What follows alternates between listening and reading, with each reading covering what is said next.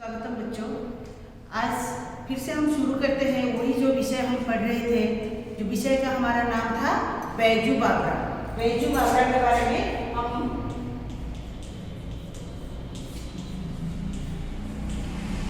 बैजू बावरा, तो आज तक जो हमारा विषय है वो है बैजू बावरा। जितना तक हम पढ़ चुके थे, पहले मैं उसे थोड़ा आपको याद करा देती हूँ। आगरा शहर था, सुबह का समय था। मस्त मौले साधु भजन कीर्तन करते हुए चले जा रहे थे। उसी समय अकबर की फौज आकर उन्हें पकड़कर उनके हाथ में हथकड़ियाँ पहनाकर दरबार में ले गई। उन साधुओं का कसूर सिर्फ इतना था कि वो आगरा शहर में गाना गाते थे, क्योंकि अकबर बादशाह के दरबार में जो उनके मुख्य गायक या फिर संगीतज्ञ तानसेन जी थे, उन्होंने आगरे में ये नियम बनाए रखा था कि जिसे गान विद्या का या फिर संगीत विद्या का ज्ञान जिसे ठीक तरह ना हो या फिर संगीत विद्या में जो तानसेन को हरा ना सके, उसे गाने की अनुमति नहीं थी आगरे शहर में। ये बात साधुओं को पता नहीं थी, इसीलिए उन्हें दरबार में पेश किया गया और उन्होंने जो तानसेन से पूछे गए प्रश्नों का उत्तर ना दे पाने के कारण उन्हें मृत्यु दंड भी मिली। मगर उनमें से एक छोटा सा बच्चा, 10 साल का बच्चा भी था, जिसे मृत्युदंड नहीं मिला क्योंकि वो बच्चा था। उसका कसूर को मतलब क्षमा के योग्य समझकर तानसेन ने उसे माफ कर दिया। उसके बाद हम लोग पढ़ेंगे, आप लोग आपका किताब देखिए, पन्ना 26। बच्चा रोता हुआ आगरे की बाजार से निकला और सिर पीटता हुआ जंगल में जाकर अपनी कुटिया में लेटकर तड़पने लगा। वह बार बार पुकारता था, बाबा अब कौन मुझे प्यार करेगा, कौन मुझे कहानियां सुनाएगा। लोग आगरे की तारीफ करते हैं, मगर इसने मुझे तो बर्बाद कर दिया। इसने मेरा बाबा छीन लिया और मुझे अनाथ बनाकर छोड़ दिया। बाबा तू कहा करता था कि संसार के चप्पे चप्पे पर दलदल है और चप्पे चप्पे कांटों की झाड़ियां हैं। यहाँ आदमी पग पग पर फिसलता है और पग पग पर कांटों में उलझ जाता है। अब कौन मुझे सीधा रास्ता बताएगा। वो जो बच्चा, जैसे कि मैं कह रही थी, वो जो बच्चा था उसे छोड़ दिया गया, मगर वो अब अनाथ हो चुका था, क्योंकि तानसेन के मृत्युदंड दिए जाने के कारण वो बच्चा अपने पिता को खो चुका था। वो बच्चा रोता हुआ आगरा शहर से होते हुए अपनी कुटिया में जाकर पहुंचा। दुख से अपने सर को पीटता हुआ वो अपने पिता को याद कर रहा था और बार बार पुकारता था, बाबा कौन मुझे प्यार करेगा, कौन मुझे कहानियां सुनाएगा। लोग आगरे की तारीफ करते थे। वो अपने बाबा को याद करता था, बाबा से जो कहानी सुनता था, उनसे प्यार पाता था, वो सब अब उसे नहीं मिलेगा। इसी सब को याद करते हुए वो दुखी हो जाता था। फिर और वो यह भी कह रहा था, बाबा आप तो कहते थे कि आगरा बहुत अच्छा शहर है। आगरा शहर का नाम सारा दुनिया में है, क्योंकि तब के सबसे बड़े जो बादशाह थे, अकबर बादशाह, जो कि हिंदुस्तान की पूरा राज करते थे, उनकी राजधानी थी आगरा। उसके अलावा भी आगरा में ताजमहल के लिए भी प्रसिद्ध है। इसी कारण आगरा इतना प्रसिद्ध होने के है, सब कहते थे आगरा बहुत शहर है, लेकिन इस आगरा शहर ने तो मुझे बर्बाद कर दिया। आगरा शहर कैसे बर्बाद कर दिया बच्चा को, क्योंकि आगरा शहर में ही उसके पिता को उससे छीन लिया गया। तो बार बार फिर अपने बच्चा को, अपने पिता को याद करते हुए वो कह रहा था, संसार में चप्पे चप्पे पर दलदल है और चप्पे चप्पे पर कांटों की झाड़ियां हैं।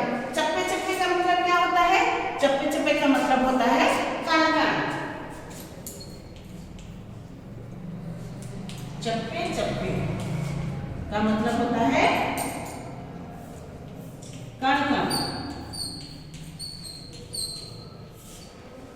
दलदल का मतलब होता है कीचड़।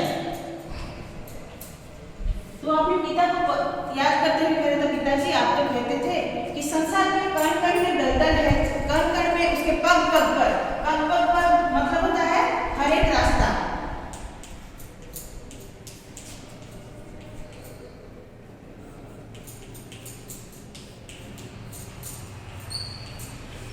हर एक रास्ता कांटों से भरा हुआ है, हर कण कण में कीचड़ भरा हुआ है। अब जब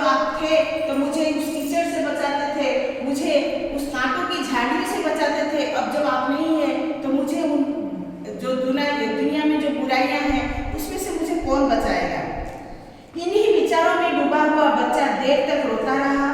इतने में खड़ाऊ पहने हुए, हाथ में माला लिए हुए, राम नाम जपते बाबा हरिदास कुटिया के अंदर आए और बोले, बैजू बेटा शांति करो, शांति। जब बच्चा रो रहा था तभी उसी समय उसके कुटिया में कौन आए अंदर? हरिदास जी आए, जो कि खड़ाऊ पहने हुए थे। खड़ाऊ का मतलब क्या होता है? खड़ाऊ का मतलब होता है लकड़ी का चप्पल।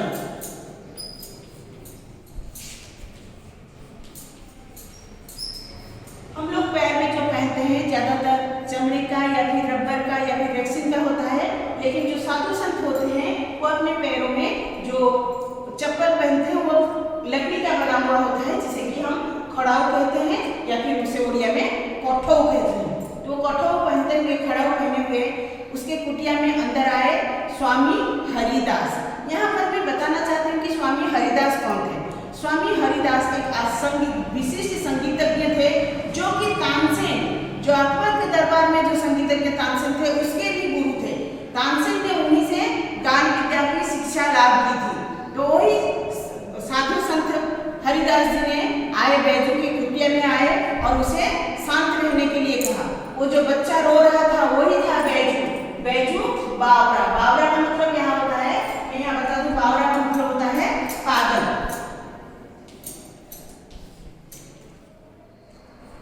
पागल या फिर दीवाना।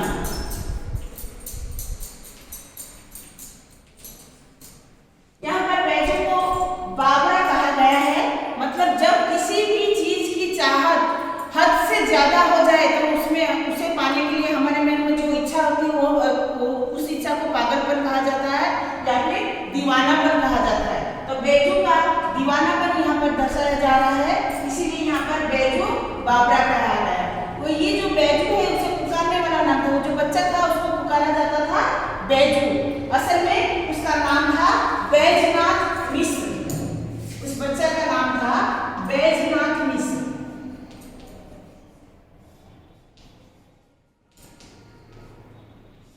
वो जो 10 साल का बच्चा आके अपने कुटिया में रो रहा था उसका नाम था बैजनाथ मिश्र, जिसे कि पुकारा जाता था बैजू, क्योंकि उसे कुछ हद तक पागलपन सवार हो चुका था अपने दुखों का निवारण करने के लिए, इसलिए ये विषय का नाम दिया गया है बैजू बावरा।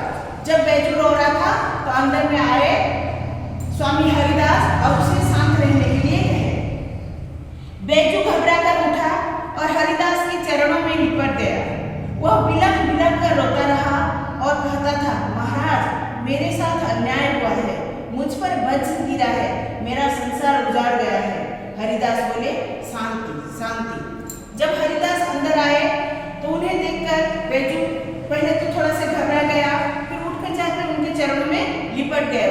लिपट कर रोने लगा कि यह शहर मुझे बर्बाद कर दिया, मैं पूरा संसार को उजाड़ दिया। लेकिन हरिदास उसी शांत स्वर में उसे शांत रहने के लिए कहने लगे, बैजू महाराज तानसेन ने मुझे तबाह कर दिया। हरिदास शांति शांति। तबाह, तबाह का मतलब होता है बर्बाद।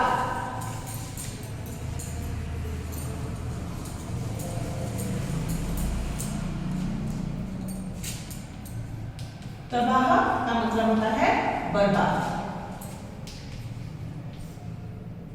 बैजू शिकायत करने लगा कि मुझे तानसेन बर्बाद कर दिया, लेकिन हरिदास बिना कुछ सोचे हुए उसे फिर से शांत रहने के लिए कहने लगे। बैजू ने हरिदास के चरणों से लिपट कर कहा, महाराज शांति जा चुकी है, अब मुझे बदले की चाह है, अब मुझे प्रतिकार की इच्छा है। जब शांत रहने के लिए उसे हरिदास कहने लगे तो बैजू कहा कि मेरे जीवन से शांति की, मेरे जीवन में और शांति की कोई स्थान नहीं है, मेरे जीवन से शांति अब जा चुकी है। अब मुझे अगर कुछ चाहिए तो क्या है? बदला चाहिए। बदला का मतलब होता है प्रतिशोध।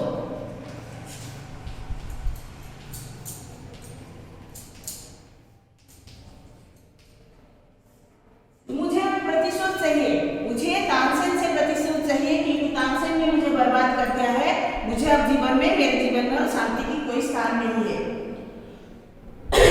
हरिदास ने फिर से कहा, शांति बेटा शांति शांति। बैजू ने करुणा और क्रोध की आंखों से बाबा जी की तरफ देखा। उन आंखों में आंसू थे और जवाब नहीं कर सकती थी उसे आंखें कर देती है, और जो काम आंखें भी नहीं कर सकती उसे आंसू कर देते हैं। बैजू ने ये दो आखिरी हथियार चलाए और सिर झुका लिया। जब वो बार बार तानसेन के बारे में शिकायत करते हुए भी बैजू को शांत रहने के लिए जब हरिदास बार बार कह रहे थे, तब बैजू अपना क्रोध को रोक नहीं सका। उसके मन में, उसके आंखों में करुणा और क्रोध से आंसू भर गए। तो हम सब जानते हैं, जब हम कुछ बात, जवान मतलब कुछ बात, किसी को अगर किसी बात से समझा नहीं सकते हैं, तब क्या होता है, हमारी जो करुणा भरी, हमारी जो आंखें होती है, वो आंखें हमारे भाव को प्रकट कर देती है। जैसे कि अक्सर आप लोग देखे होंगे, आप लोग कहीं पर बातें कर रहे हैं या फिर कुछ बदमाशी कर रहे हैं, माँ अगर आपको सिर्फ आंखें दिखा देती है, आपको समझ जाते हैं कि माँ आपको चुप रहने के लिए या फिर बदमाशी करने के लिए मना कर रही है। उसी तरह अगर आप विद्यालय में भी कभी पर कहीं आपका प्रार्थना सभा है या फिर कोई मीटिंग चल रहा है, आप लोग आपस में बात कर रहे हैं, वहाँ पर जो गुरुजी गुरुमा रहते हैं वो सिर्फ आप लोग को देख लेते हैं। चुपचाप अगर आपको एक निगाह आपके ऊपर डाल देते हैं तो आप लोग समझ जाते हैं कि गुरुजी हमसे क्या कहना चाह रहे हैं या फिर गुरुमा हमसे क्या करना चाह रहे हैं। ठीक उसी तरह जब बहुत बार प्रतिशोध के बारे में बात करने के बाद भी स्वामी हरिदास उसे शांत रहने के लिए कह रहे थे, तब बैजू अपना जो दोनों आखिरी हथियार था उसका इस्तेमाल किया। पहला हथियार क्या था, उसके आंखें, जो करुणा और क्रोध भरी आंखें निगाह उन लोगों से देखने लगा स्वामी जी को। दूसरा था आंसू। ये दोनों हथियार वो इस्तेमाल किया हरिदास के ऊपर। तो हथियार का मतलब होता है औजार।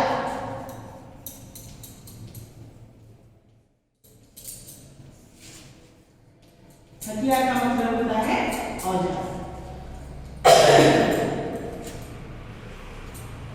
हथियार। हरिदास के धीरज का दीवार आंसुओं की बौछार न सह सका और कांप कर गिर गई। उन्होंने बैजू को उठाकर गले से लगा लिया और कहा, आ तुझे वो हथियार दूंगा जिससे तू अपने पिता के मौत का बदला ले सके। जब ये दोनों आखिरी हथियार, कौन दोनों आखिरी हथियार, जो आंसू और आग, ये दोनों हथियार का बोझ हरिदास और बर्दाश्त नहीं कर सके, वो अपने गले लगा लिए, बैजू को अपने गले लगा लिया और बोले, ठीक है, आ मैं तुझे ऐसे हथियार देता हूँ जिससे तू अपने पिता के मौत का बदला तानसेन से ले सकता है। मौत का मतलब क्या होता है, मृत्यु। मौत यह उर्दू शब्द है जिसका मतलब होता है मृत्यु। बैजू हैरान हुआ, बैजू खुश हुआ, बैजू उछल पड़ा, बाबा आपने मुझे खरीद लिया। जैसे ही आश्वासन दिए हरिदास कि चलो मैं तुम्हें अपने पिता का मौत का बदला लेने के लिए मैं तुम्हें हथियार देता हूँ, तो उससे बैजू का मन का भाव कैसा था, बैजू पहले हैरान हो गया। हैरान का मतलब होता है आश्चर्य हो गया। हैरान का मतलब होता है आश्चर्य। आश्चर्य क्यों हुआ, क्योंकि अब तक हरिदास उसे शांत रहने के लिए कह रहे थे, लेकिन अब उसे हथियार देने के बारे में कह रहे हैं, इसीलिए वो आश्चर्य हुआ, खुश भी हुआ, खुशी से उछल भी पड़ा और अपनी खुशी जाहिर करते हुए हरिदास ने कहा कि बाबा आपने मुझे खरीद लिया।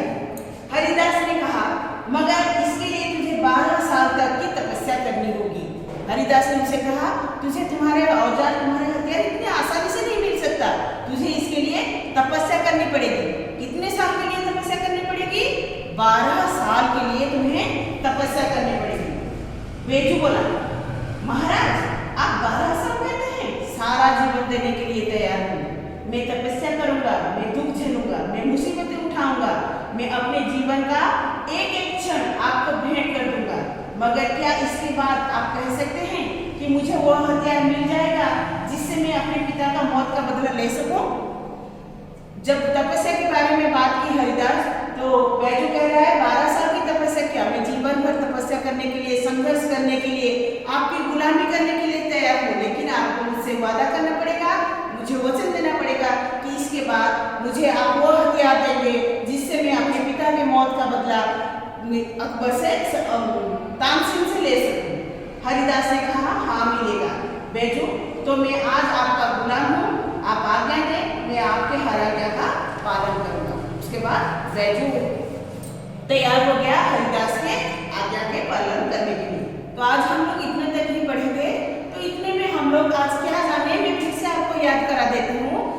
जो 12 साल का जो लड़का था जिसे तानसेन मृत्युदंड से क्षमा कर दिया था, उसका नाम था बैजू, जिसका पूरा नाम था बैजनाथ मिश्र, जो कि एक तरह के अकबर के तानसेन के गुरु भाई थे।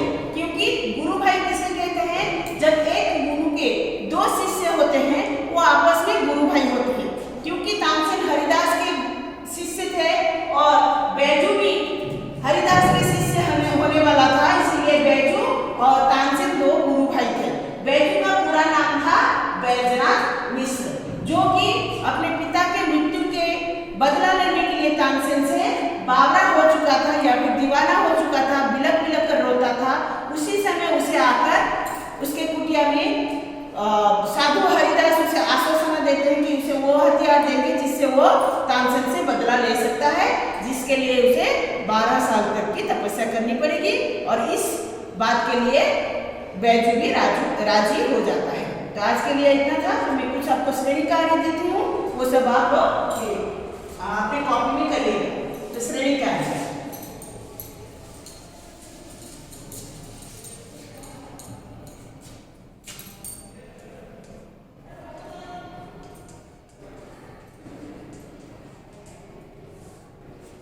एक नंबर, बैजू का पूरा नाम क्या था?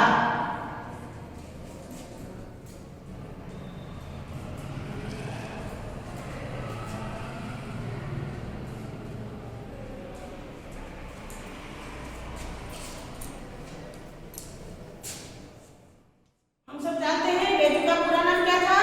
बैजू का पूरा नाम बैजनाथ मिश्र था। स्वामी हरिदास ने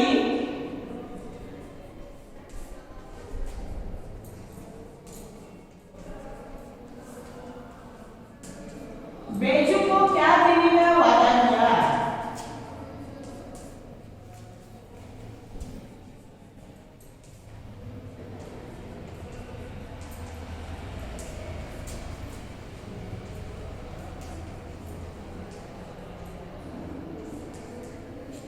क्या देने का वादा किया? स्वामी हरिदास ने बैजू को वह हथियार देने का ही वादा किया जिससे वो अपने पिता के मौत का बदला तानसेन से ले सकता है। तीसरा प्रश्न, बैजू को हथियार पाने के लिए कितने साल की तपस्या करनी होगी? बैजू को हथियार पाने के लिए कितने साल की तपस्या करनी होगी?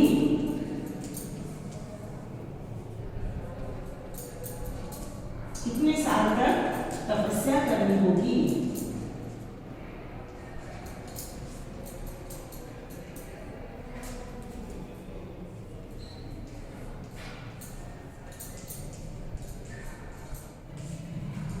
बैजू को हथियार पाने के लिए 12 साल तक की तपस्या करनी होगी। तो आप फिर आज के लिए आपके लिए यही 3 प्रश्न थे। ये सारे प्रश्न का उत्तर आप लोग कॉपी में करके मुझे PDF करके भेजिएगा, मैं करेक्शन करूंगी। आज के लिए इतनी ही।